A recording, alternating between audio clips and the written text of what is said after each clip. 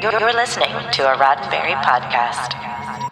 The Trek Files, Season 10, Episode 24, Starship, animated by Gene Roddenberry, September 1st, 1974. Welcome to the Trek Files, a look into the archive of Roddenberry Entertainment from the personal files of Gene Roddenberry. And now your host, Dr. Trek, Larry Nemecek. Well, welcome back, Star Trek fans. Star Trek historians, of course you're with us here, but you know, some of these subjects, I talk about the tech heads and the canonistas and all that, and I say that lovingly, and so many times everybody's little niche corner of fandom, it all really overlaps. It all comes back to Star Trek.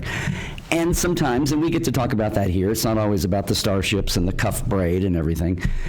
We get to talk about Gene. We have this season, two or three times. Gene and his vision, what mattered to him, the activist side of Gene, especially as when he was in between his Star Treks and had time to pontificate. And all the projects that didn't go, and Gene trying to broaden his reach as a producer. Well, look, this week our document is another one of those little hidden gems. If you don't know where to go to facebook.com/The Trek Files. We're the only podcast with homework, and don't worry, it's easy. There's a fascinating pitch document there. You want to go check that out. Hang on, I'll be right back with this week's special guest. Meantime, here's a short audio sample, and then we'll be right back.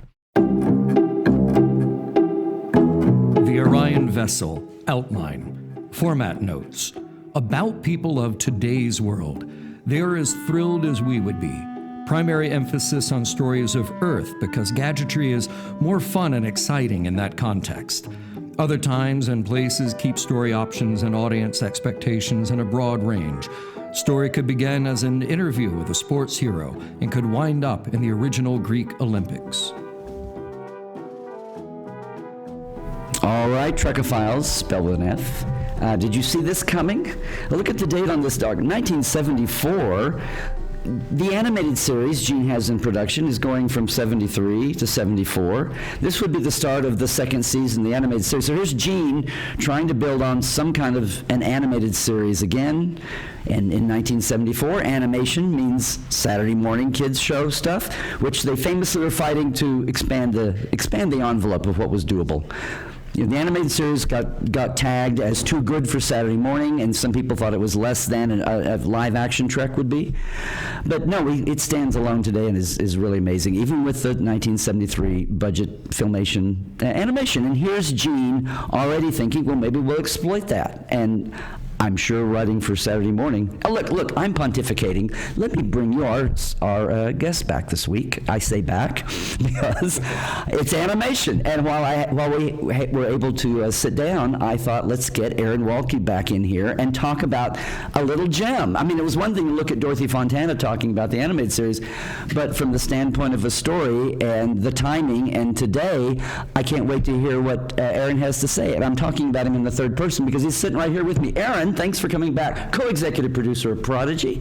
Yes, happy to be here shifting from third person to first person. This document's so interesting to me. I was going to say there's periodness to it, but also what strikes you as you look at Well, I can't help looking at it through the lens of an animation writer, producer in modern day and the process, because this is like an interesting peek into development, which is a phase of creating any television or film program that people don't always think about, of like the process of actually getting it on the air requires you to kind of do this rather prolonged tap dance, and there's a performative element that I think is rather unfair to a lot of introverted writers that would rather just be in their little caves.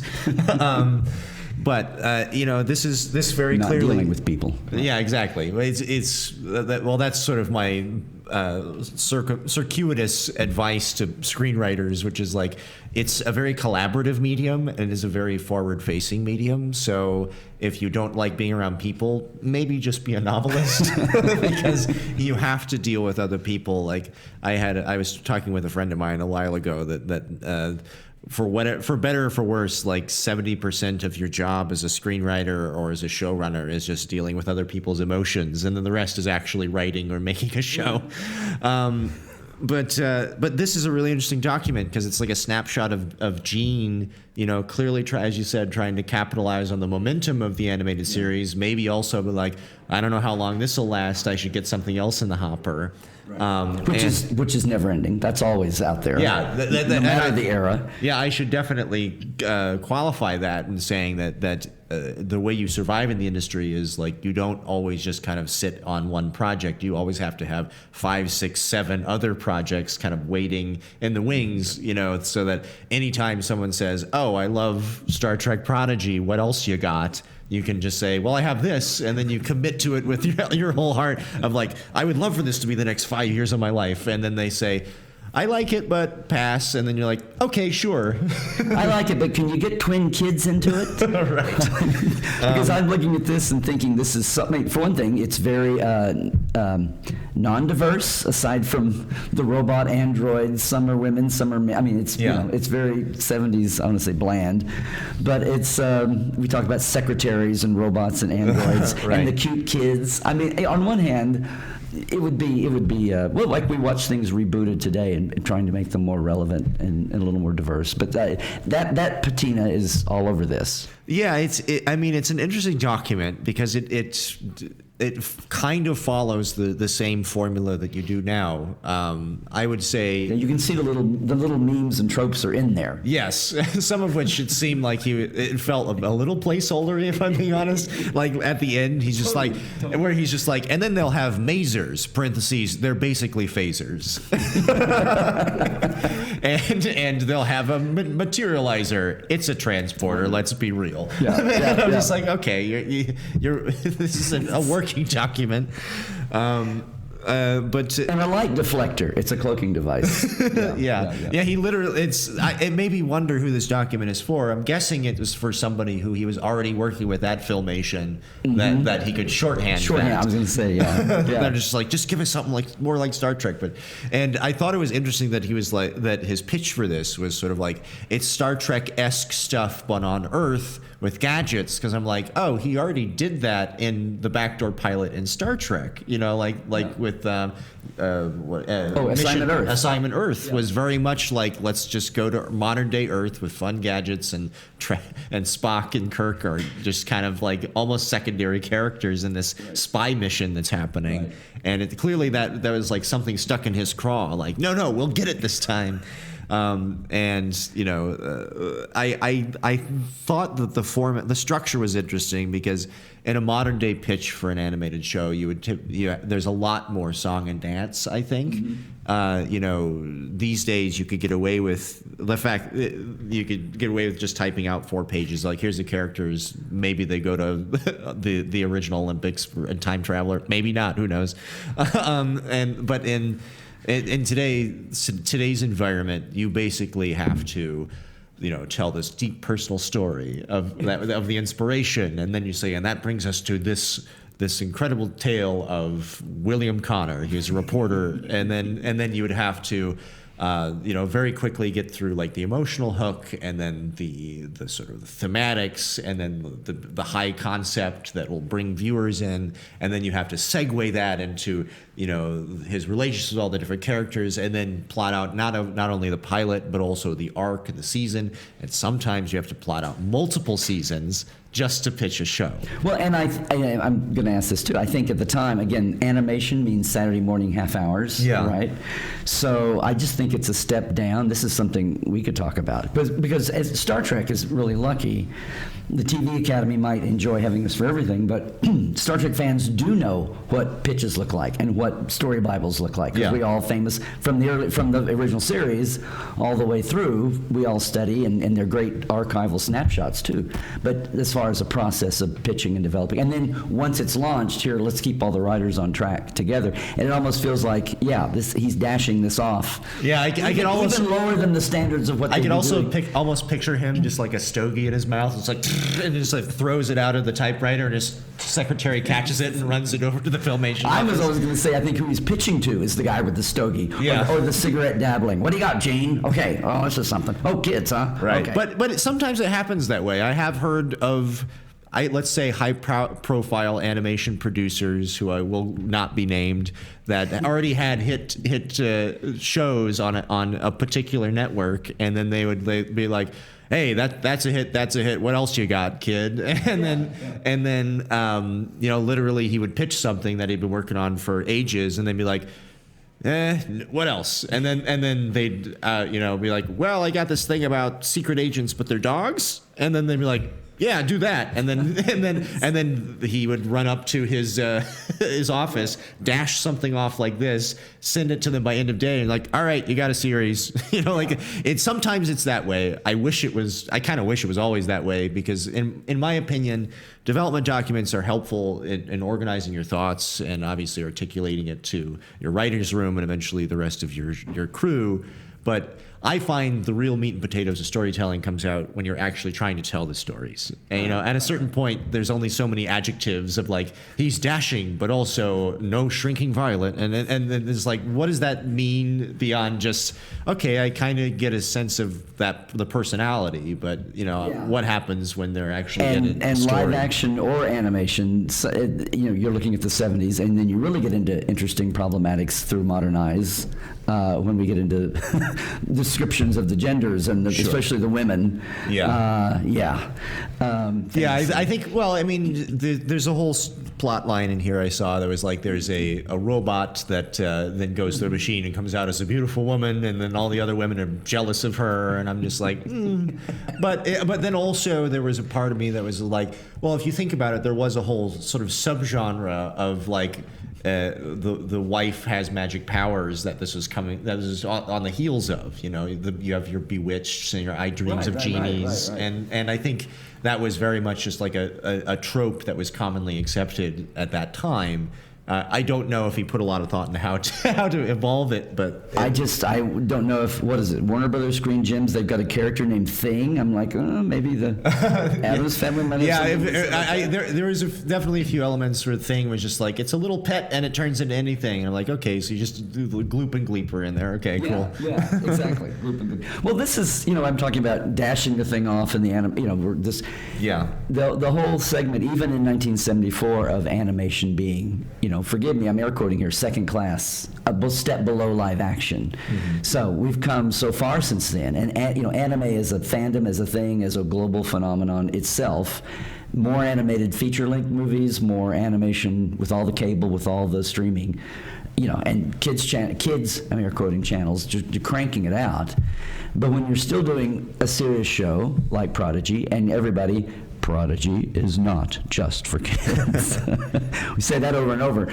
Do you still feel that? Do you still? I mean, the whole situation with the unions and that's historical, and you're trying to evolve out of that. But do you still encounter that, or has the world changed a lot, or it still lingers? Or? I think it's in process. I change when it comes to storytelling or socio-political change or anything. It is a kind of a slow-moving sort of machine, as new thoughts evolve and then about what's acceptable and who can watch what show or who could do what thing.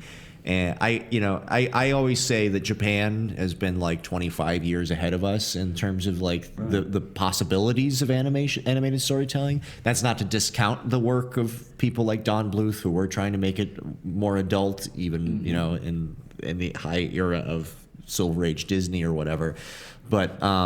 But I think that there has been this sort of assumption of like, oh, cartoons are for kids, and it's a little bit of a bummer for me where sometimes I'll see comments from people that clearly someone told in their youth, told them that they can't watch cartoons because it's like, if this wasn't animated, I would love this show. And I'm like, you're allowed to love it. Like, it's okay. That's still a link. Yeah, it's the whole animation is not Saturday morning. But that's crank it out that's anymore. the sort of the Marshall McLuhan of it all, right? The medium is the message, and I think that unfortunately there has been in American audiences, there's been this idea that if it's animated, then it can only tell certain types of stories with only a certain level of credulity or seriousness. And I think finally, in the last 5-10 years, Guillermo del Toro, someone who I've collaborated with, has been leading that march, especially. But I think the lid is starting to come off of that a little bit, where maybe enough people like me have grown up with animated content that they still love. I hate to draw everything to the generations, but another generational change. Yeah. For everybody that came up, having a theater, a studio in your palm of your hand, and the anime generation, and not just to box it up as anime, but just that whole awareness of animation and not seeing it as second, like your friend. Gosh, I wish this wasn't animation. Yeah. Yeah, exactly. So I think it's changing, and I think shows like ours in Lower Decks, and certainly films like Pinocchio and Spider-Verse and stuff that are able to tell stories that are just emotionally profound and complex, and they just happen to have that sort of high concept genre patina that allows you to tell a story about generational trauma, but you throw a vampire into it and people are cool with it. Yeah. Well, I made the reference to the labor unions. I mean, you're a member. A lot of people are dual membership, but in TAG. Yeah, so Prodigy is part of the Animation Guild, Local 839, I think, which is part of IATSE. And it's a strange and again constantly evolving conversation that there is a profession that you could do in a very specialized field where you could do the exact same job for the exact same networks and get paid wildly different rates for it, minimums. Right. And that shouldn't be that way. And I think the WGA is trying to fight for their future. TAG, similarly, last year pushed very hard to try to get parity and have them, if we can't all be under one house, just make them be the same so it doesn't matter. And there's a very long history of why that is. And you may wind up with a Screen Actors Guild and an AFTRA kind of equivalence until finally they merge. Yeah, on the performer actor. Yeah, there's a very long, confusing reason why it's complicated to do something like that, but it's not impossible. And I wouldn't be a good Star Trek fan if I said it was. And anything's possible. Well, anyway, we're all waiting on Prodigy to find a home right as we speak. Hopefully, maybe by the time this airs, we'll have some news that way on the strikes. Yeah, hope springs eternal. But until then, we've got Prodigy is so wonderful. I say this for the 47th time. It's not just for kids, or it's not even just for kids and parents. I keep finding solo fans who watch it all by themselves. Hey, until about 2 months ago, I was just a guy, and I liked it a lot, even though I worked on it. That's right. New dad. Yes. Absolutely. Aaron, this has been such a pleasure. I really am glad, there's times when you cringe a little bit reading 1974's here. But I find it fascinating, too. Yeah. And some of they may be a little clunkily put here. Clunkily, that's my new. But it's some of those same needs of a show are still with us. Absolutely. And some of the same needs of hearing from folks like you. So I'm so glad that you were able to stop by with us again. My pleasure, as always. And we're all hashtagging Save Star Trek Prodigy. The Trek Files is produced by Roddenberry Entertainment. Now all of our documents and your chance to comment, and gang, please do, Trekophiles, are available right there at facebook.com/The Trek Files. Now for more deep diving of Star Trek behind the scenes, visit Dr. Trek in Portal 47. Yes, that's me, at LarryNemecek.com. Hey, that's where you can also check up and link in for all the new Trek Files swag and shirts, too, at our TeePublic shop. Trek well, everybody.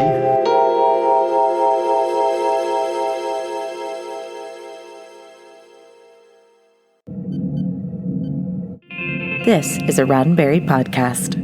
For more great podcasts, visit podcast.roddenberry.com.